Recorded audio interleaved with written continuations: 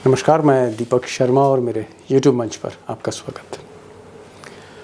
दोस्तों, लोकसभा की मैथमेटिक्स में एक प्रदेश सब पर भारी है, उत्तर प्रदेश। और शायद इसीलिए कहा गया है कि जिसने यूपी जीता, जिसने उत्तर प्रदेश जीता, उसने देश जीत लिया। और शायद इसीलिए मोदी और अमित शाह हैं तो ये गुजरात के दोनों, लेकिन उत्तर प्रदेश की अहमियत को इन्होंने सबसे पहले पहचाना।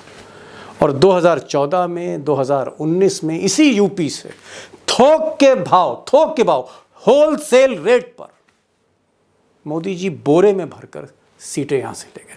पहली बार 2014 में 73 सीटें ली और दूसरी बार 64 सीटें ली और आसानी से देश के दो बार प्रधानमंत्री बन गए। लेकिन क्या तीसरी बार मोदी जी का सफर ऐसा ही रहेगा, या फिर मोदी जी के इस सबसे मजबूत किले पर, मोदी जी के सबसे स्ट्रॉन्गेस्ट फोर्ट पर, मजबूत किले पर कोई आदमी सेंध लगाने जा रहा है? और जो सेंध लगाने जा रहा है उसको आप बखूबी पहचानते हैं। जी हाँ, ये साहब है नीतीश कुमार, खिलाड़ियों के खिलाड़ी, असली चाणक्य। अब यूं तो नीतीश कुमार बहुत लो प्रोफाइल रहते हैं, मीडिया अटेंशन से थोड़ा दूर रहते हैं, मोदी जी की तरह हर वक्त कैमरे के सामने नहीं रहते। लेकिन दोस्तों, एक कमी भी है नीतीश कुमार में, और कमी ये है कि वो अपनी दिल की बातें अक्सर लोगों से साझा नहीं करते। और शायद इसीलिए कम लोगों को पता है कि नीतीश कुमार इस बार एक बड़ा धमाका उत्तर प्रदेश में करने जा रहे हैं, एक बड़ा खेल यूपी में करने जा रहे हैं। और यह खेल कुछ ऐसा है जो तीसरी बार नरेंद्र मोदी का प्रधानमंत्री बनने का रास्ता रोक सकता है। अब नीतीश बाबू के इस बड़े खेल से तो आज मैं पर्दा हटाने जा ही रहा हूं, लेकिन मैं दोस्तों चंद सेकंड आपसे चाहता हूं यह बताने के लिए कि पिछले साल भर से, for the last 1 year, Nitish बाबू किस तरह मोदी जी के अरमानों पर ग्रहण बनते जा रहे हैं। आप यूं कह सकते हैं कि मोदी जी के लिए नीतीश कुमार अब एक फोबिया है। नीतीश कुमार के नाम से जैसे मोदी जी घबराने लग जाते हैं। और इस घबराहट की वजह मैं आपको आज 4 कारण बताने जा रहा हूं। 4 रीजंस, 4 बड़े कारण जहां मोदी के रास्ते में वो सिर्फ एक बैरियर नहीं बने, मोदी जी के ग्रहों पर, मोदी जी के भविष्य पर ग्रहण बनते जा रहे हैं नीतीश कुमार। पॉइंट नंबर 1, और पॉइंट नंबर 1 ये है कि अगस्त 2022, पिछले साल अगस्त 2022, जिस दिन मोदी जी का दामन छोड़ा नीतीश कुमार ने और लालू से हाथ मिलाया, मोदी जी का बिहार का खेल आधा वहीं खत्म हो गया था। वो 40 सीटें बिहार की, जहां से 39 सीटें मोदी जी जीत के ले गए नीतीश के साथ, आज वही बिहार जैसे उनके हाथ से निकल रहा हो। पॉइंट नंबर 2, क्यों नीतीश कुमार से घबराते हैं मोदी, क्यों वो एक तरह से फोबिया है। पॉइंट नंबर 2, और पॉइंट नंबर 2 ये है कि पिछले कई बरसों से राहुल गांधी, सोनिया गांधी, तमाम विपक्ष के नेता कोशिश कर रहे थे कि सारे अपोजिशन को एक किया जाए, लेकिन एक हो नहीं रहा था कोई। और तब नीतीश कुमार मैदान में कूदे और इसी साल उन्होंने ममता बनर्जी को समझाया, इसी साल उन्होंने अरविंद केजरीवाल को समझाया, उन्होंने कई लोगों को समझाया जो कांग्रेस के साथ बात करने में कंफर्टेबल नहीं थे, एक मंच पर बैठ नहीं सकते थे, एक मेज पर आमने सामने बात नहीं कर सकते थे, आंखों में आंखें नहीं डाल सकते थे।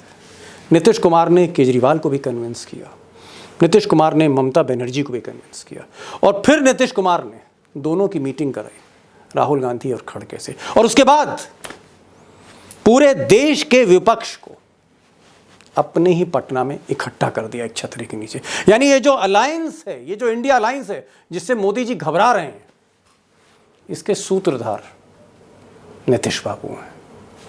घबराहट का कारण नंबर 2, और कारण नंबर 3 है कास्ट सेंसस। और ये कास्ट सेंसस राजनीति का वो तुरुप का पत्ता है जिसने मोदी जी के वोट बैंक में पिछले 9.5 साल में पहली बार सेंध लगा दी।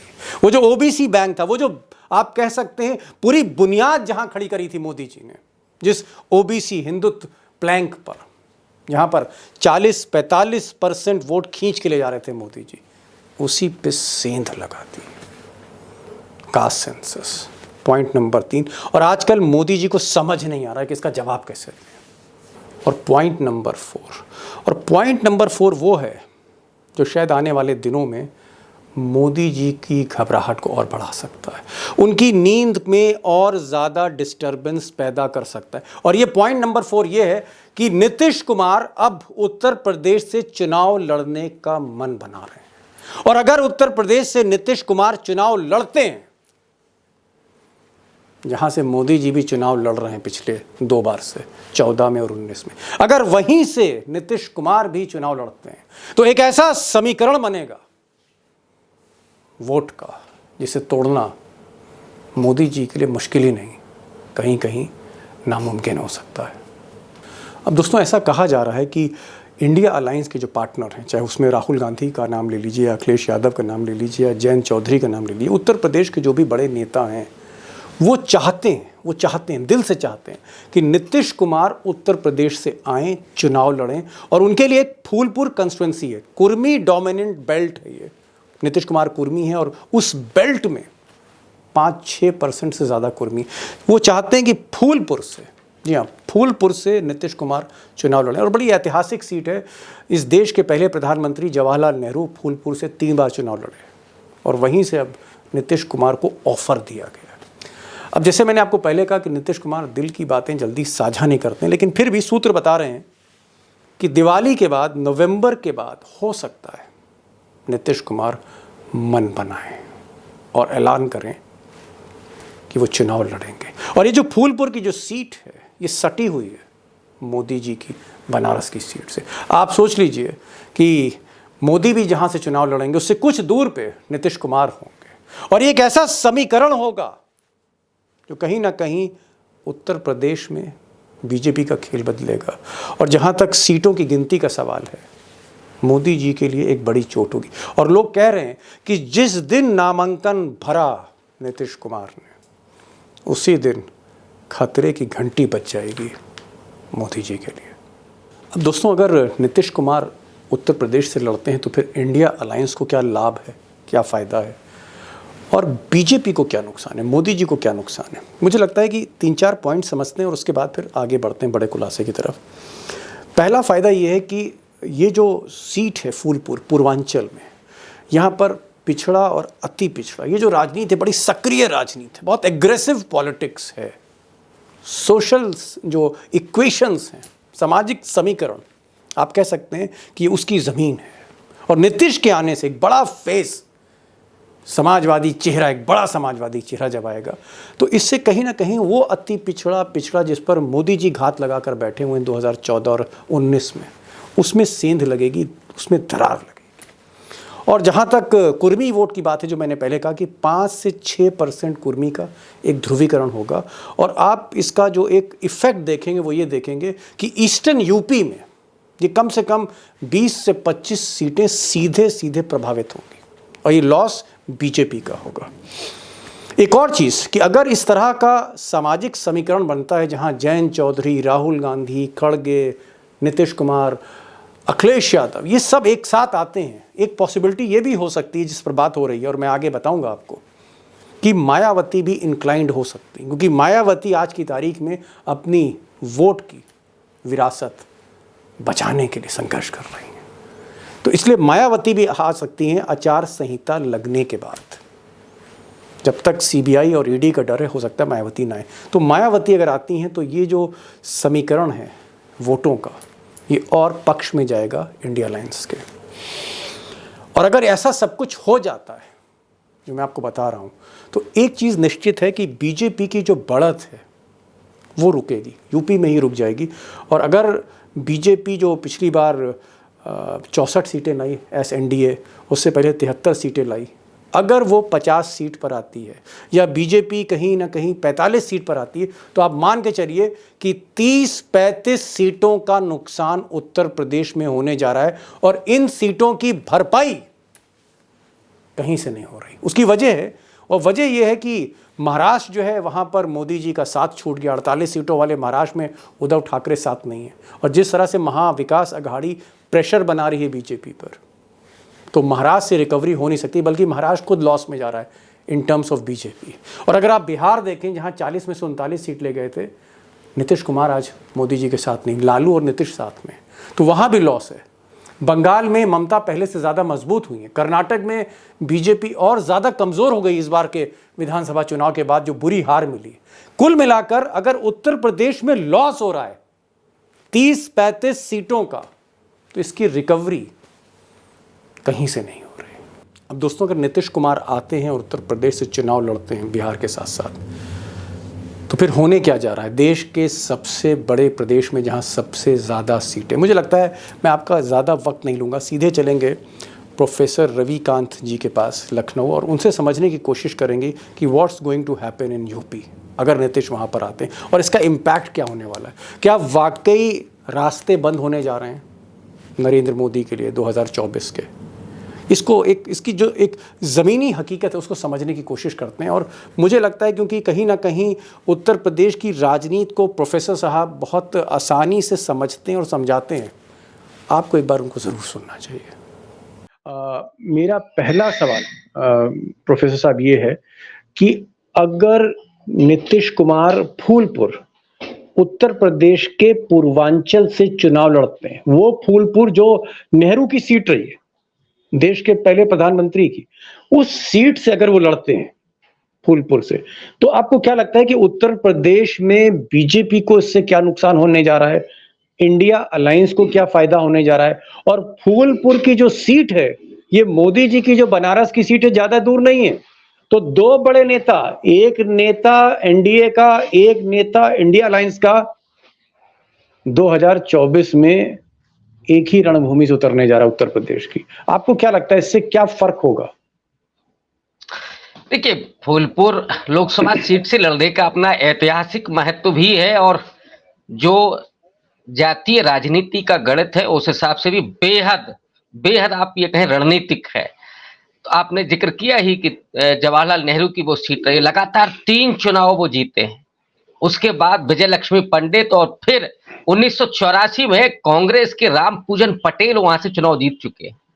यानी कुर्मी जाति से आने वाले रामपूजन पटेल, और अब नीतीश कुमार अगर वहां पहुंच रहे हैं, तो उसके 2 बड़े कारण मुझे दिखाई पड़ते हैं कि एक तो बिहार और उत्तर प्रदेश, सब जानते हैं कि दिल्ली का रास्ता तो उत्तर प्रदेश लखनऊ से होकर के जाता है, मोदी जी को गुजरात से यहाँ आना पड़ा।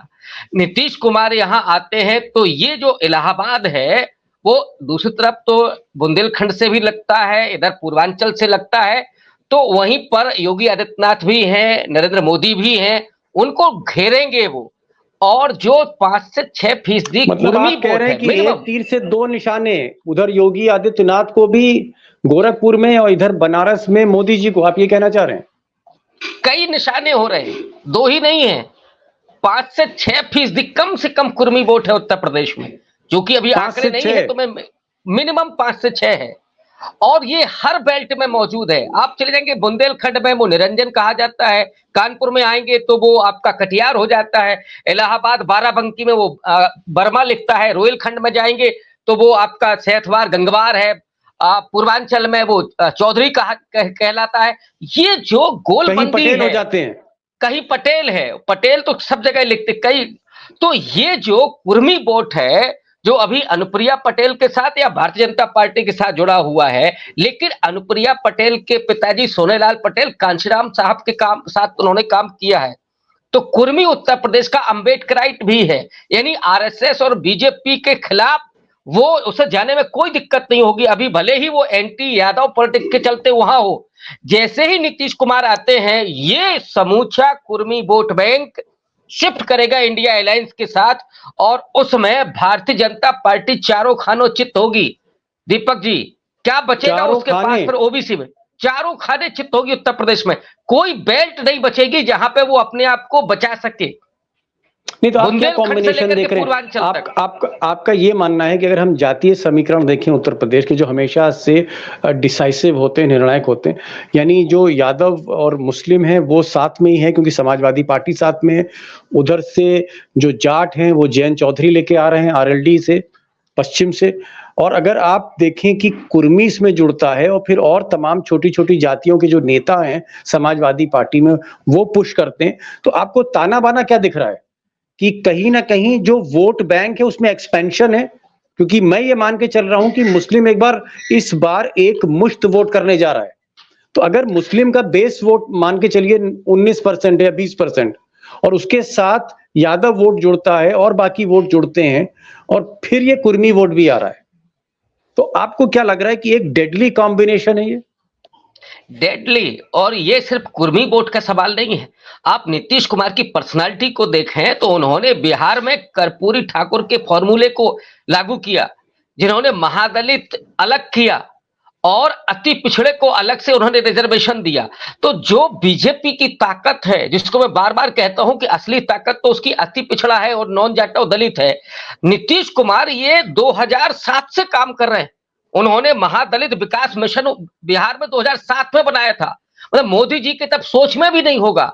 नीतीश कुमार उस समय से ये काम कर रहे हैं। तो जो बीजेपी का आधार है उसमें सीधे तौर पर नीतीश कुमार सेंधमारी करते हुए दिखेंगे। और वो ऐसे शख्स हैं जो भारतीय जनता पार्टी के साथ रहते हुए भी उन पर किसी भी तरह का आप ये कहिए कि धर्मनिरपेक्षता के साथ समझौता करने का कोई आरोप नहीं है। आपको क्या लगता है कि अगर नीतीश कुमार आते हैं, क्योंकि अभी तो उनको मन बनाना है, जैसा कि हमें इंडिकेशन संकेत मिल रहे हैं कि अभी नीतीश कुमार ने तय नहीं किया है, लेकिन हाँ, कांग्रेस चाहती है, समाजवादी पार्टी में अखिलेश यादव चाहते हैं कि नीतीश कुमार आए, क्योंकि उसका एक बड़ा बेनिफिट है इन टर्म्स ऑफ वोट। अगर नीतीश कुमार आ जाते हैं, जैसा कि खबरें आ रही हैं, और दिवाली के बाद आ जाते हैं, तब तक दिसंबर में 5 राज्यों के चुनाव भी हैं और 5 राज्यों के चुनाव में बीजेपी बहुत मुश्किल ज़मीन पे खड़ी है। अगर ये सारा घटनाक्रम हम देखते हैं और ये सारा घटनाक्रम अगर इंडिया अलायंस के कहीं न कहीं फ़ेवर में अगर जाता है, तो आपको लगता है कि दिसंबर के बाद मायावती एक मन बना सकती हैं कि भई अकेले लड़ना है या हमको भी इंडिया अलायंस की तरफ जाना है? बसपा में मायावती के इर्द-गिर्द जो लोग आपके टच में हैं प्रोफेसर साहब, उनसे जो आपकी बातचीत होती है, किस तरह के संकेत, मतलब मायावती क्या सोच रही होंगी या क्या सोच रही हैं? दीपक जी, मायावती दो लोगों की बात को बहुत संजीदगी से सुनती है। एक तो उसमें सोनिया गांधी हैं और दूसरे नीतीश कुमार हैं। और नीतीश कुमार के साथ उनकी जो नजदीकी है वो दरअसल कांशीराम साहब के साथ की है। नीतीश कुमार ने एक बार बिहार में कहा था कि मैंने राजनीति लगभग छोड़ दी थी, लेकिन कांशीराम साहब ने हमको आगे बढ़ाया। तो वो नीतीश कुमार हैं। और अगर वो मायावती जी के साथ, मैं समझता हूं कि संपर्क में होंगे ही, वो जब पहल करेंगे तो जाहिर तौर पर मायावती जी इंडिया अलायंस के साथ आएंगी। क्योंकि नीतीश कुमार वो हैं जो 2005 से बिहार में एक छत्र शासन कर रहे हैं जी। और भारतीय जनता पार्टी को सत्ता के शीर्ष से उन्होंने च्युत किया हुआ है, दूर किया हुआ है अभी तक। नीतीश कुमार वो जादूगर हैं। अगर मायावती आती हैं तो क्या आपको लगता है कि इससे बहुजन समाज पार्टी को बेनिफिट होगा, जो दलित वोटर है उसको बेनिफिट होगा, या मायावती को अल्टीमेटली अमित शाह रोक देंगे, कहीं ना कहीं डरा देंगे कि भाई सीबीआई है, ईडी है, इनकम टैक्स है, दुनिया भर की चीजें हैं, और जो हमेशा से वो करते आ रहे हैं 2014 से? क्या मायावती को दिसंबर के बाद डराया जा सकता है, या मायावती अपने मन से अपनी राजनीति, अपनी मंजिल तय करेगी? मायावती को कोई नहीं डरा सकता। मायावती खुद से डरती हैं। हाँ, वो उनके जो खुद से केवल, मैं नहीं समझता कि वो महिला डर सकती है। वो उनकी कुछ और दीगर दिक्कतें हो सकती हैं, लेकिन मायावती व्यक्तिगत तौर पर मुझे नहीं लगता है। और दिसंबर के बाद तो सवाल ही नहीं उठता है दीपक जी, फिर तो भाई का भी डर नहीं रहेगा। उनको जो डर होगा भाई और भतीजे का होगा, खुद का तो कतई नहीं। वो आयरन लेडी है, वो बहुजन राजनीति की।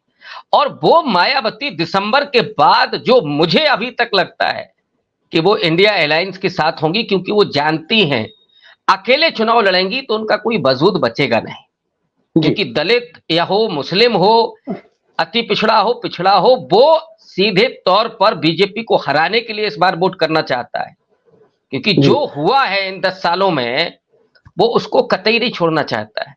मायावती को खुद भी इंडिया अलायंस के साथ आने में लाभ होगा। अगर वो नहीं आती हैं तो फिर उनकी राजनीति पर ही सवाल खड़े हो जाएंगे, उनके अस्तित्व पर। ये आपको क्या लगता है, अगर वो नहीं आई तो अमित शाह और मोदी, उनका जो दलित वोट है, खासकर जाटा वोट है, उस पर अमित शाह की निगाह है?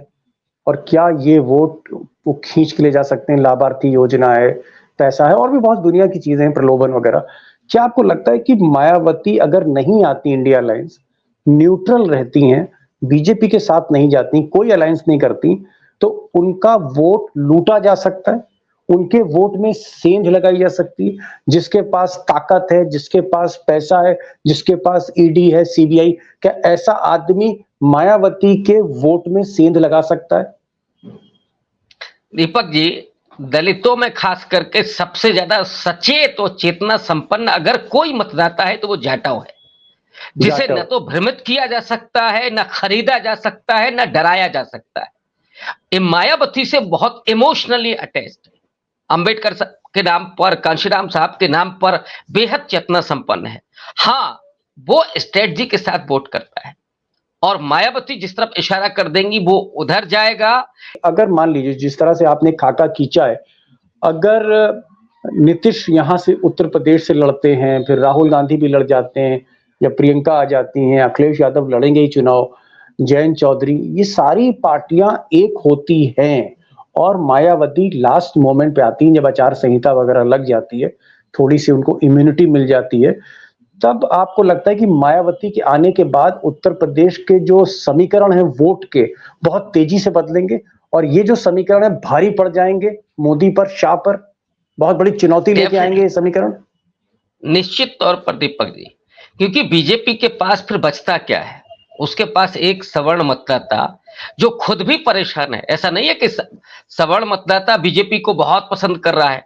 जो हिंदुत्ववाद से थोड़ा सा लैस है वही उधर है, जो प्रोग्रेसिव है, जो रोजगार की बात कर रहे हैं, जिनकी चिंता अपने बच्चों की नौकरी की है, वो भी तो देख रहा है ना जी। और ये भी देख रहा है कि एक ऐसी सरकार हो जिसमें रोजगार भी मिले और जिसमें दहशत ना हो, जिसमें इस तरह की कोई हिंसा ना हो। तो जाहिर तो तौर हम पर क्या माने नीतीश कि कुमार अगर हो।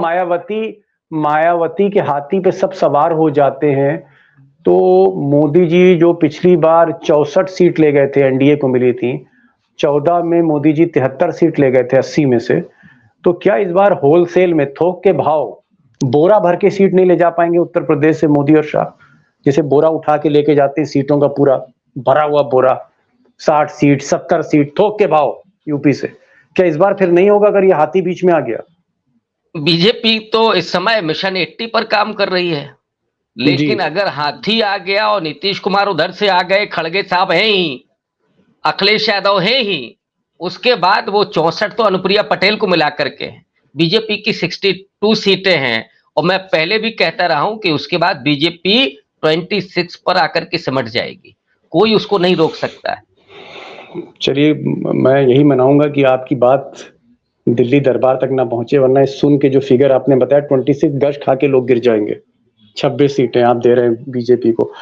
आप आए प्रोफेसर साहब, और मुझे लगता है कि आप कम बेखौफ नहीं है, टाइगर की याद आप भी दिलाते हैं, और जिस तरह से आपने चीजें आप बहुत स्पष्ट रूप से रखी, जातीय समीकरण क्या गुल के आएंगे, और नीतीश कुमार अगर आते हैं तो फिर तेजी से क्या परिवर्तन होगा उत्तर प्रदेश की राजनीति में, और अगर मायावती आ गई तो फिर ऐसी की तैसी, आप यही कहना चाह रहे थे बीजेपी की।